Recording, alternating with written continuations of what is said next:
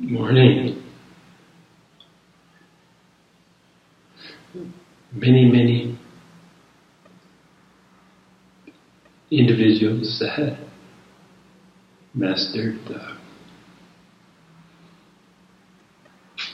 mysteries of who and what they were decided to continue their lives in the same normal sense, the same level of participation. So many of the masters remained hidden in plain sight.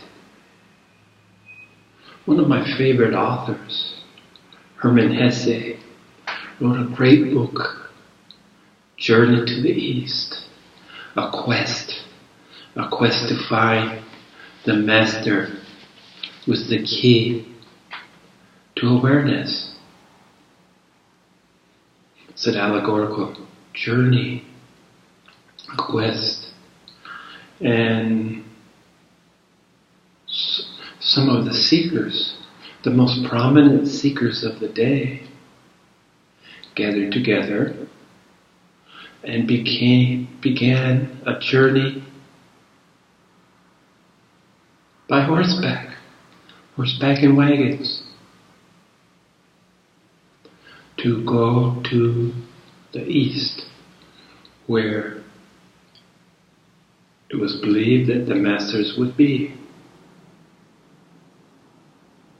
And of course they would go towards the masters that had a following, the masters that had an ashram or a place of gathering, the masters that were visible, active, teaching the Dharma. And along with this host of notables, they brought a simple stableman who cared for the horses, fed and cared for the horses. And in the course of the journey, the adventures and the misadventures that occurred,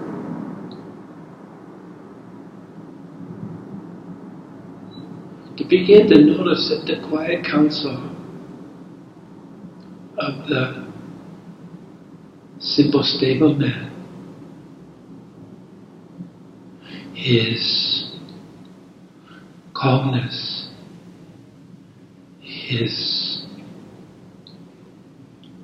even in the most dire times that they experienced, and they saw the wisdom in his words, but most importantly, like always, by his behavior. Equanimity. He remained centered and calm in the midst of any storm. And before they reached the end of the journey, the nobleman recognized that the master was hiding in plain sight. There he was. They didn't need to go anywhere. They had him with them in the very beginning. So this was Hermann Hesse, Journey to the East.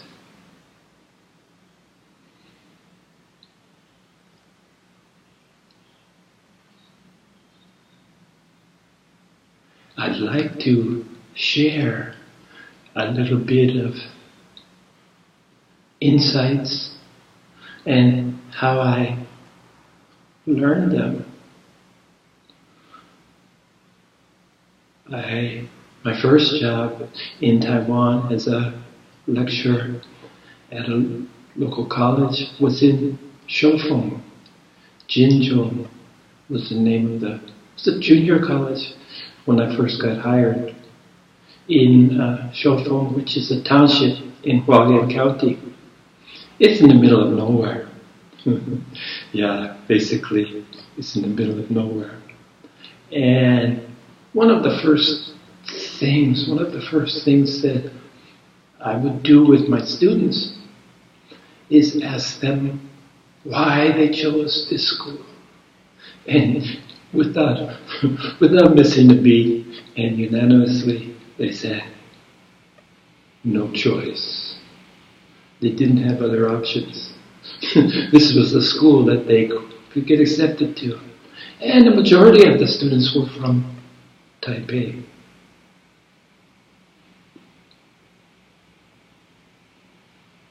And I found, as I got to know these young students, that they were highly intelligent. Maybe not so motivated. Maybe not directed in the sense that they had any idea where they had, what hopes and dreams that they had for their lives to come. So this was my first taste, this was my first introduction, and I was just really impressed with intelligence. And Jinzhou was one of the lowest rated schools in the country at that time. And while I was there, it did get promoted to a college. But it was a private institution. Well, then I had an opportunity to go to a national school in Hubei on the West Coast. National Hubei University. Well, it was Institute of Technology. And again, while I was there, it did get promoted to National Hubei University of Science and Technology. And their mandate as a University of Science and Technology was to accept 70% of their students had to come from technical high schools that focused on providing skills, work skills, job skills. And again, without fail, I found them to be intelligent. I came to Hubei. They hired me because they were beginning a language institute. And before it had been primarily males, almost exclusively males. Very few females would study auto mechanics, for instance. But we began this program of Foreign Language Institute.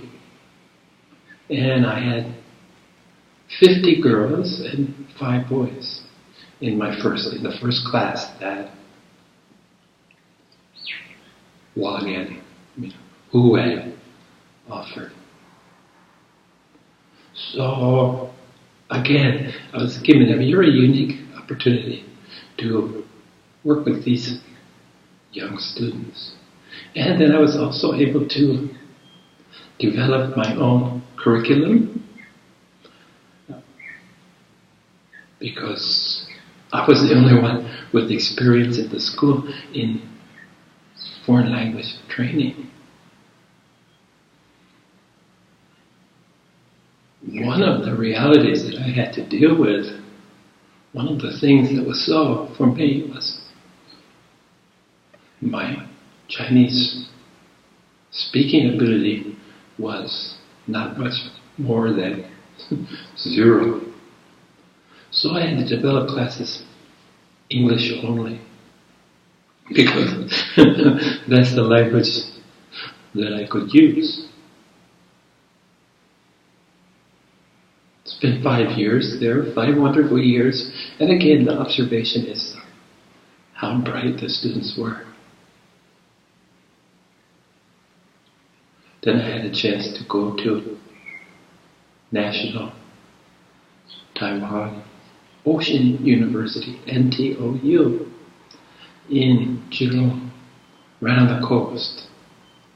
And it was a no-brainer for me because I had already been given several years before I started, even in Jinzhong, I had a Chinese name, Haiyang.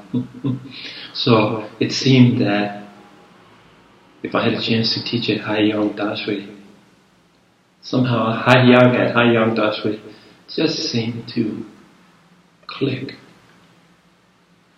So when I got there, I had a wider opportunity to teach classes that weren't necessarily language classes per se, although because I was teaching in English, they did have that aspect. And I decided that I was given the opportunity to teach, and because I English only, traditionally it had been, these classes were only available to the most gifted, the people with the best English language skills, the highest test. And there was always prerequisites that ensured that only people with good English skills could attend the class.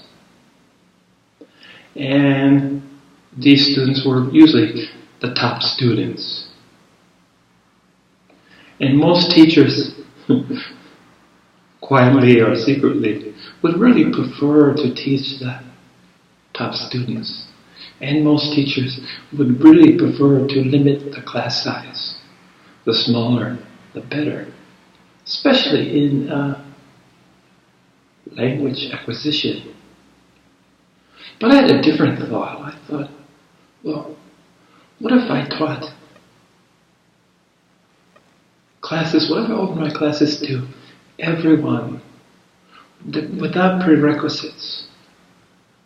Because I wanted to have an opportunity to expose and be exposed to as many students as possible. Even though my courses always had a title, it didn't matter much to me, the topic. I always would see an opportunity to teach about something more than life skills, discovering themselves. These kind of ideas. I was given this beautiful opportunity to hopefully guide. Now, I made my classes available. I said, let's not have any limitations. Let's open them up and see what we get. And for many reasons, I wasn't a very strict grader. I believe that grades were not very good reflections of what was learned. Because in the process of finding the commonality, all the students in all the schools were intelligent kids. Taiwan's treasure is their intelligent, beautiful children. But what I found out, the top echelons, NTU, National Taiwan University, and the top universities which everyone aspired to go to.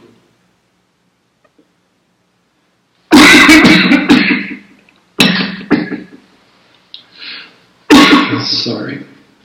The only difference between Jinzhong, which is at the low end of the scale, and NTU, the upper echelon, that I could see was the students at the higher universities were better at taking tests. And for better or worse, the whole system, Taiwan's educational system, from elementary school on, was aimed at testing, improving test scores. It resulted in students that were probably way over tested, and too much weight was assigned to grades. So it didn't take long before I was known as an easy grader.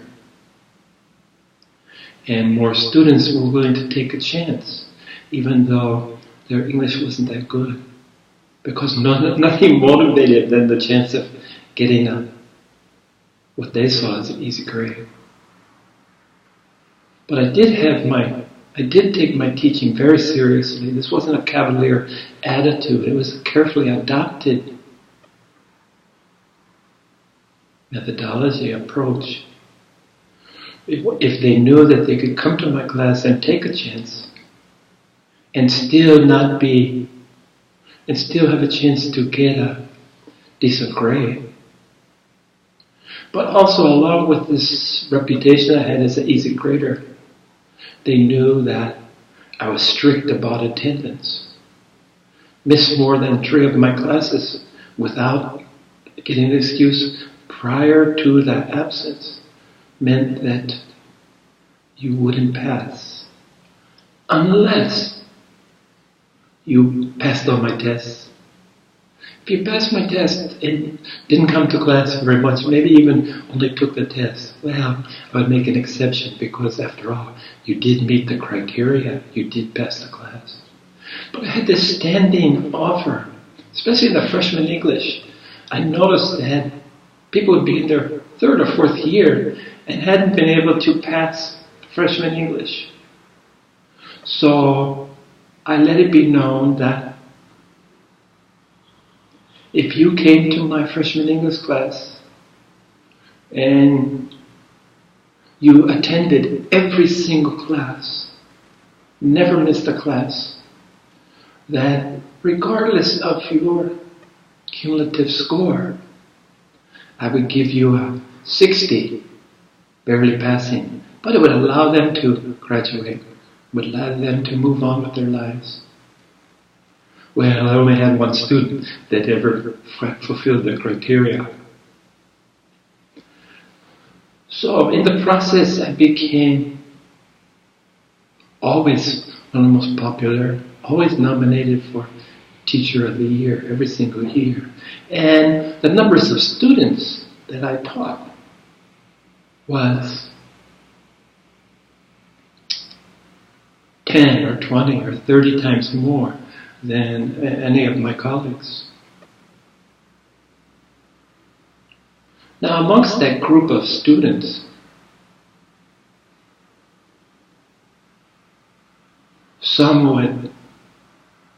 my classes were maxed out, and I even made the maximum number of students higher. Now, I would lose some of those students right away when they just they were a little intimidated by English only. So there'd be a fair 10%, 15% dropout in the first couple of weeks that they could drop out without penalty. But the rest were in it for the long haul. Now, I mentioned earlier that teachers like to teach the top 10%, the top students. They like all of their classes to be made up of just this top 10. That's the teacher's dream. But for me, I was interested in making contact with as many of them as I could. So, of course, I liked the top 10. Who wouldn't? I liked excellent students.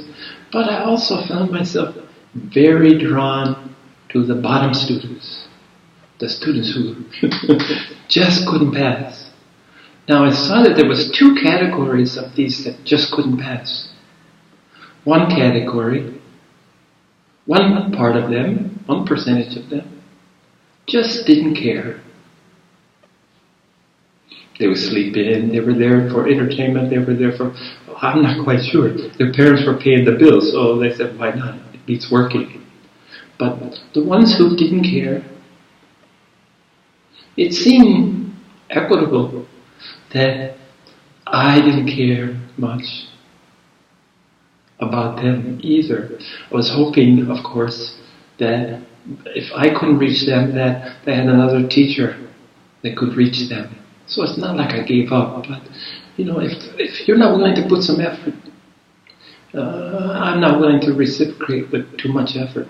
But there was this group that I just loved. They were my favorite students who tried so hard. They were diligent, but they just didn't get it.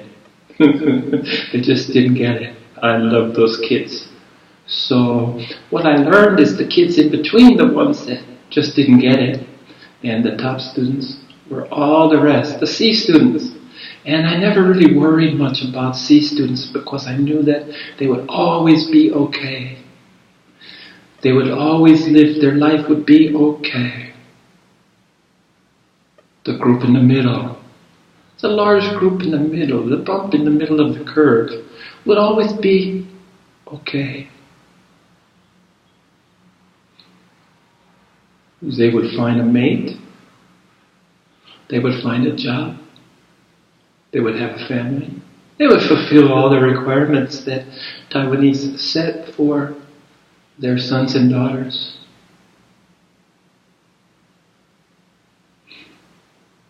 So we had this two groups.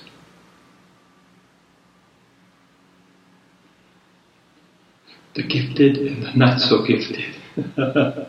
And I had a lot of fun, and I reached a lot of students. And I always took my mandate, took my job very seriously.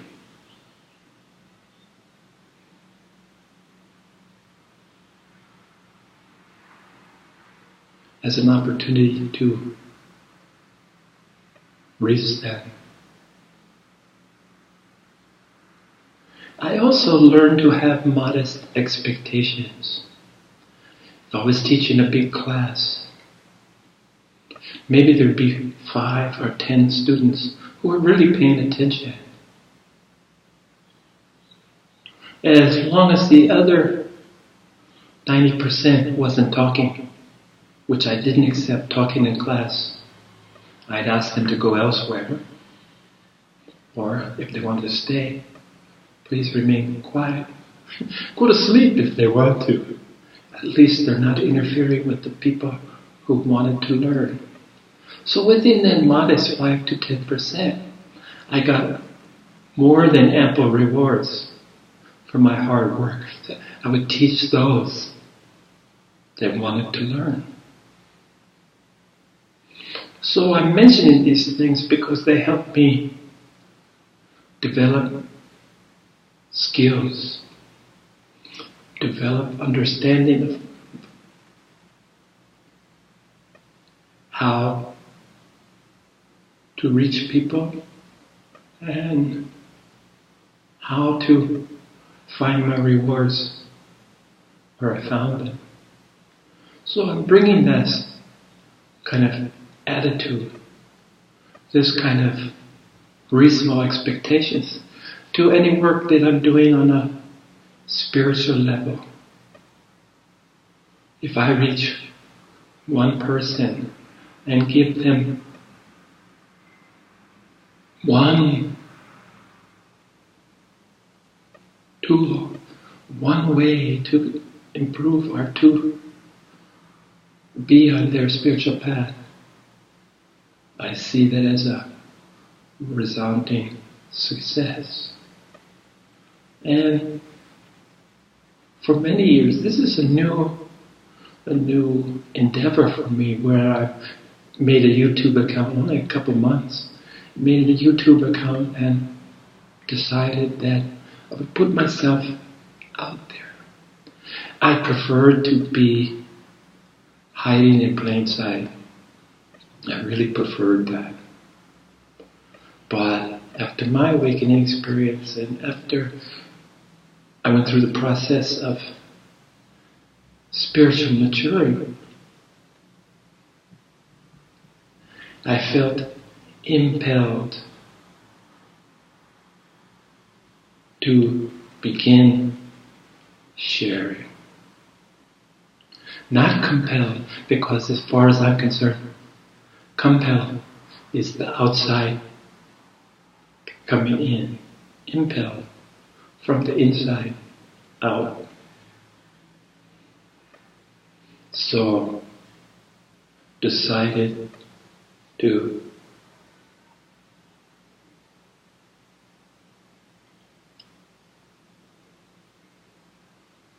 stop hiding in plain sight.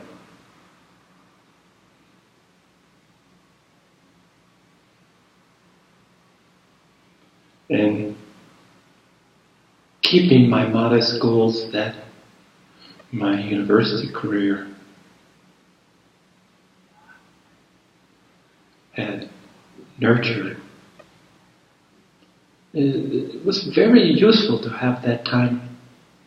And the whole time I was deep in my personal spiritual inquiry.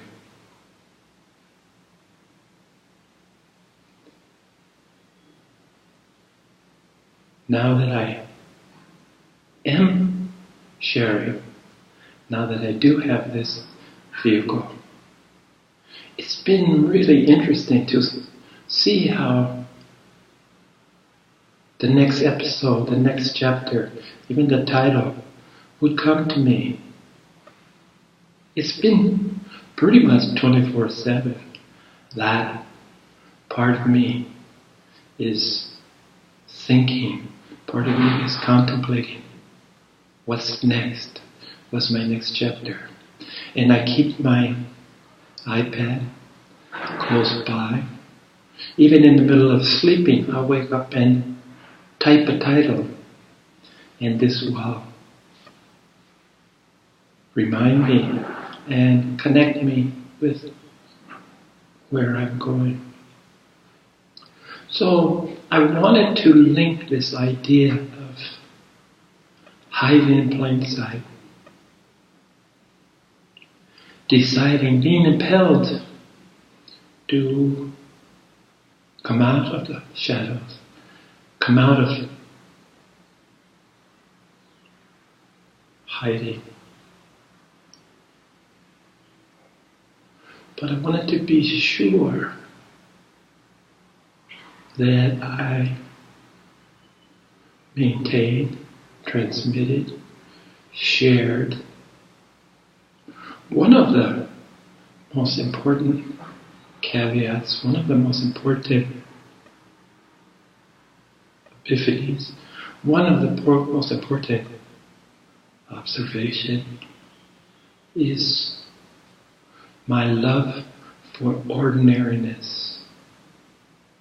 I believe that the early masters that were hiding in plain sight were dismissed, I don't know, but assumed to be ordinary people, as indeed we all are.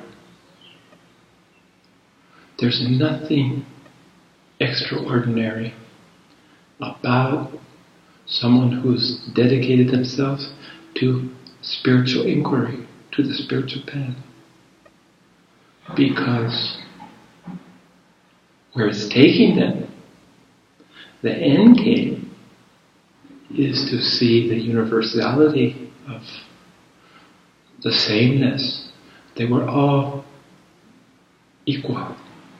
They were all enlightened beings who were in different stages of rediscovery. Some of us may even be in flat out denial.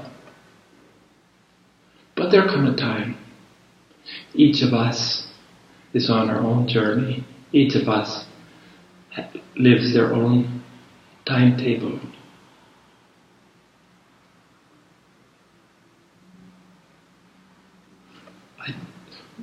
part of my embracing, part of my loving ordinariness, that part of my understanding that none of us are special, or we're all equally special. Well, if we're all equally special, that's ordinary, isn't it? That becomes ordinary once everyone is in the same category.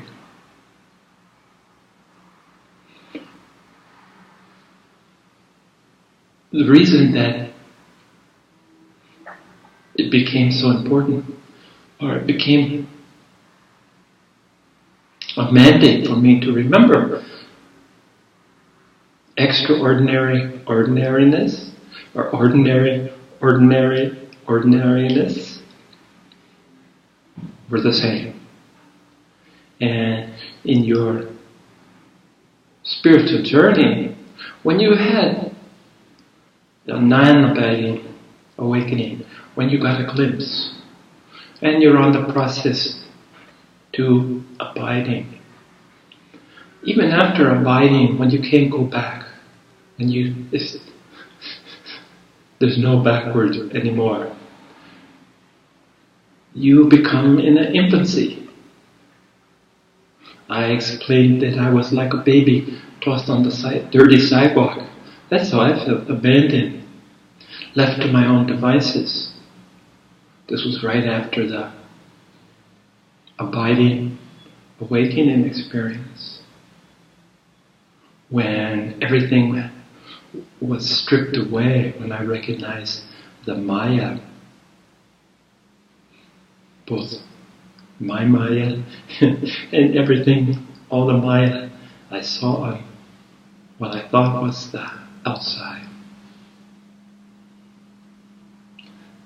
Then there's a process of spiritual maturity. You're growing again from an infant. And I remember reaching the terrible twos when it was all me. And I shared out of ignorance, I shared my experiences. I said, hey, I'm a Buddha now, I woke up. I'm special. And don't do that. I'll try to spare you, because number one, nobody will believe you.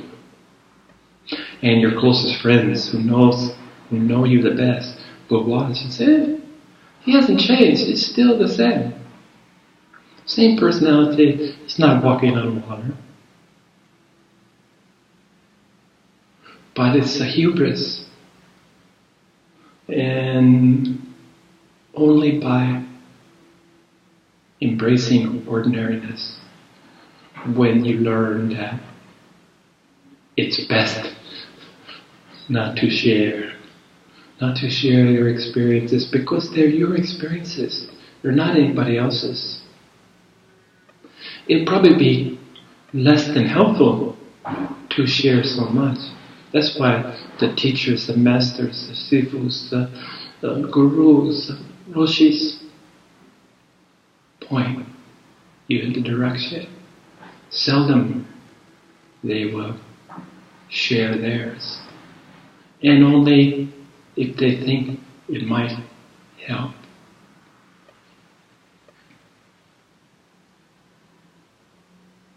Solid.